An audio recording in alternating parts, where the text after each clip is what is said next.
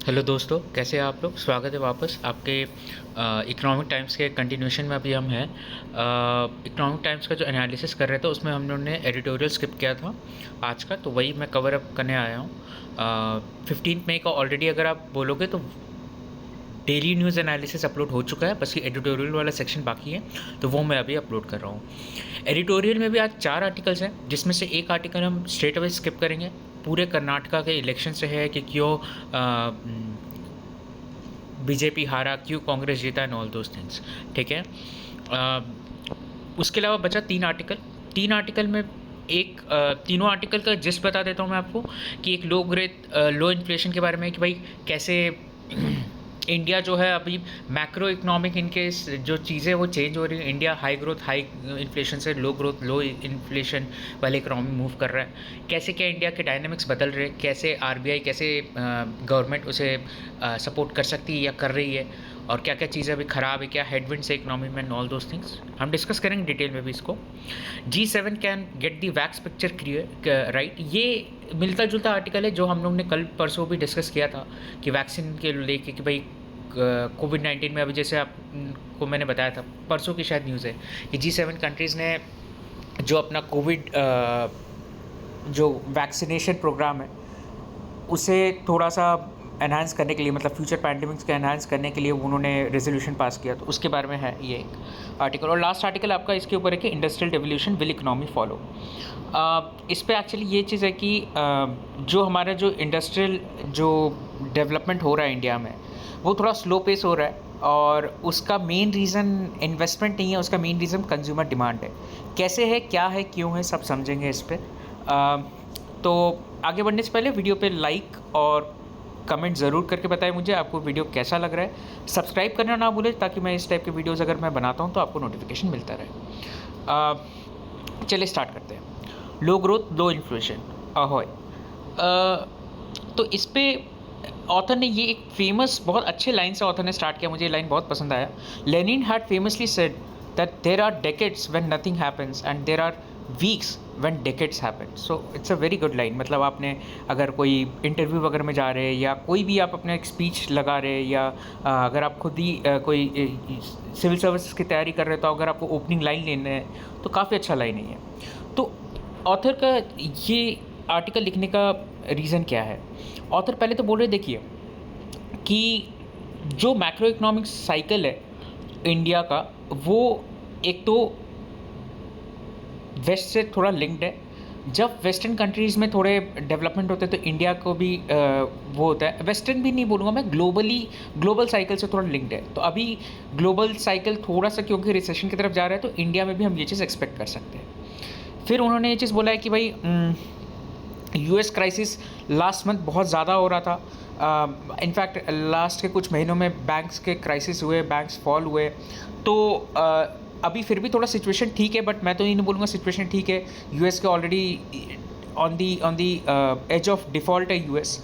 But again हमें पता है कि वो डिफ़ॉल्ट तो कभी करेंगे नहीं, तो कुछ ना कुछ तो उसका भी सोल्यूशन आ जाएगा। बट ये चीज़ है कि अभी जो इकोनॉमी है, मैक्रो इकोनॉमी है, वो सारे पूरे ग्लोबल की अगर मैं बात करूँ तो थोड़े ख़राब है, तो उस हिसाब से इंडिया का भी ख़राब है। फिर उसके बाद इंडिया भले ही 2023 को स्टेबल नोट पे चालू किया था, बट अभी 2023 को हम स्टेबल नोट पे क्यों चालू किए थे, बोलते कि परचेजिंग मैनेजर इंडेक्स बहुत अच्छा था। तो ऑथर कहते हैं कि परचेजिंग मैनेजर इंडेक्स उन्हें काफ़ी अच्छा इंडेक्स लगता नहीं है। इसके 2 रीज़न्स है। पहला रीज़न ये है कि भाई मैन्युफैक्चरिंग और सर्विसेज के जीवीए पे बहुत अच्छा हम लोग को कोरिलेशन नहीं देखने को मिला है कि भाई अगर मैन्युफैक्चरिंग बढ़ रहा है तो जीवीए बढ़ेगा, सॉरी सर्विसेज का भी जीवीए बढ़ेगा। तो ऐसा कोई कोरिलेशन बोल के नहीं है। और उसमें ऑथर ये भी चीज़ बोलते हैं कि भाई आप अगर देखोगे तो पीएमआई अगर हम कर रहे हैं तो वो उसमें ना के शेप रिकवरी आ रहा है। के शेप एज इन कोई एक सेक्टर है जो कि बहुत अच्छी रिकवरी कर रहा है, कोई एक सेक्टर बहुत ख़राब रिकवरी कर रहा है। तो ऑथर ये बोल रहे कि पीएमआई एक बहुत अच्छा इंडिकेटर नहीं है।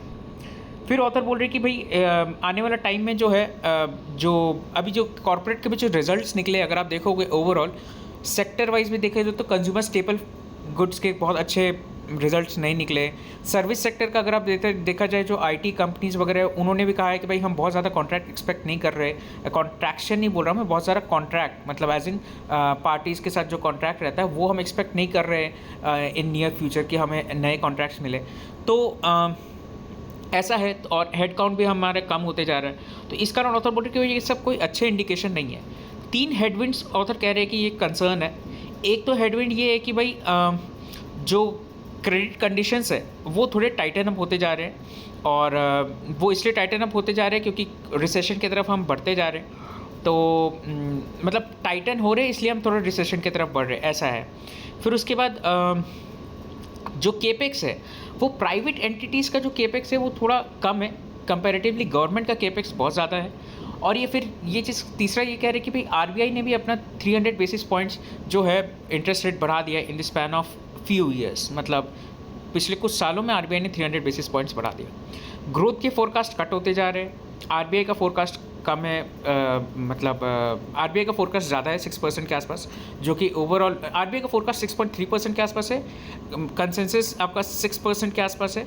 और सॉरी, आरबीआई का फोरकास्ट 6.5% है, कंसेंसस आपका 6% है।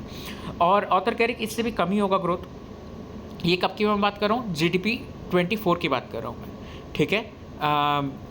और सॉरी 23 की बात कर रहा हूँ मैं। और ऑथर ये कह रहे हैं कि भाई आने वाला टाइम में इन्फ्लेशन भी आरबीआई के एस्टिमेट से कम होगा।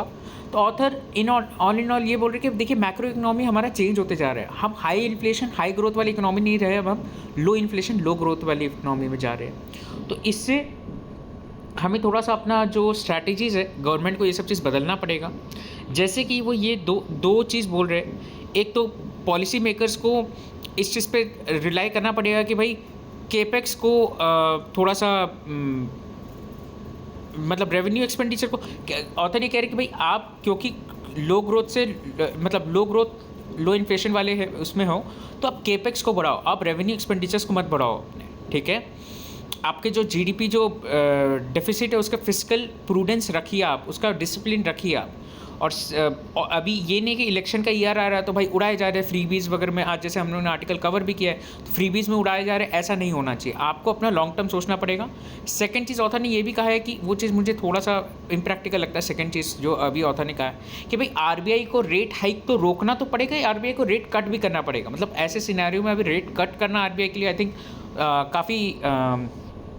काफ़ी मतलब बोल्ड डिसीजन हो जाएगा आरबीआई की तरफ से। ये ऐसा हो जाएगा कि भी आरबीआई सिर्फ ग्रोथ की तरफ देख रहे और मतलब इन्फ्लेशन का ध्यान ही नहीं दे रहे। बट वही आर्टिकल था तो मैंने कवर कर दिया उसे। फिर G7 can get the wax picture right, ये इस पॉइंट को हम लोगों ने काफ़ी बार डिस्कस किया, बट फिर भी चलिए मैं एक बार जिसमें आपके साथ कवर कर लेता हूँ कि जो G7 की मीटिंग अभी हुई है हिरोशिमा में, तो उसमें क्या हुआ कि जो G7 के कंट्रीज़ हैं उन्होंने वही अच्छी अच्छी बातें कही कि भाई हमें वैक्सीन का जो है डिस्ट्रीब्यूशन करना चाहिए। डेवलप्ड कंट्रीज़ थोड़े बहुत अनफेयर ट्रीटमेंट किए डेवलपिंग कंट्रीज़ के साथ, उन्हें वैक्सीन को अच्छे से डिस्ट्रीब्यूट करना चाहिए, खुद किए और खुद ही अपने आप को क्रिटिसाइज़ कर रहे हैं। और सबको पता है कि भाई आने वाला टाइम में वापस से ये चीज़ होगा तो वापस से इनका यही रिएक्शन होगा। ये पहले अपने सिटीजन्स को प्रायोरिटाइज़ करेंगे, फिर उसके बाद कुछ जो एक्सपायरी डेट पे आने वाला होगा तो उसे फिर they'll send those vaccines which are on the which are near to their expiry date.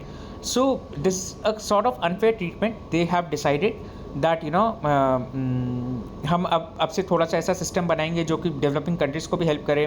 और वही सब अच्छी अच्छी बात है। और क्या G7 कंट्रीज़ जो है मतलब बहुत सैड है इस चीज़ को देख के।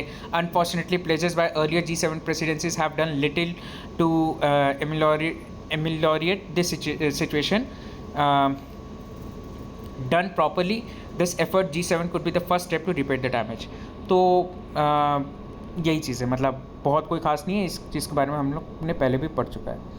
फिर उसके बाद industrial devolution will economy follow, ये लास्ट आर्टिकल है आज का। इसमें सिर्फ ये चीज़ बोला गया है कि भाई हमारा जो मैन्युफैक्चरिंग जो सेक्टर है इंडिया में, ये ऑलरेडी थोड़ा से कॉन्ट्रैक्शन में चल रहा है।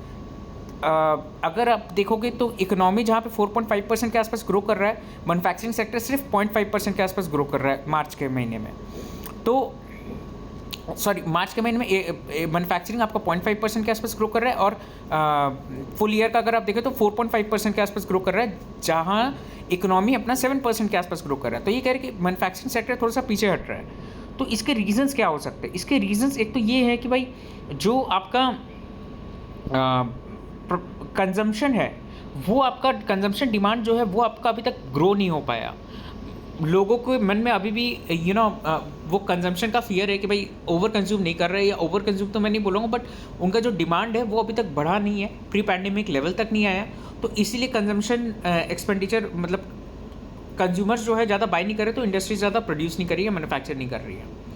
वही ऑथर ये भी कह रहे हैं कि भाई आज इतने इतने बड़े कंपनीज का सब कुछ अच्छा है, केपेक्स करने के लायक है वो लोग, बट कर नहीं रहे। गवर्नमेंट की तरफ से ज़्यादा इनिशिएटिव आ रहे हैं। क्यों? क्योंकि अगेन वो लोग इनको ये चीज़ है कि भाई जब तक कंज्यूमर का डिमांड नहीं बढ़ेगा हम प्रोड्यूस नहीं करेंगे।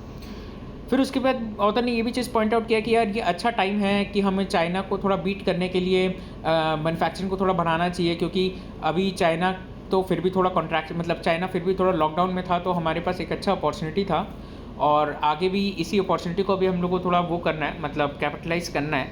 तो इस चीज़ के लिए हमें थोड़ा मैन्युफैक्चरिंग सेक्टर में ध्यान देना चाहिए।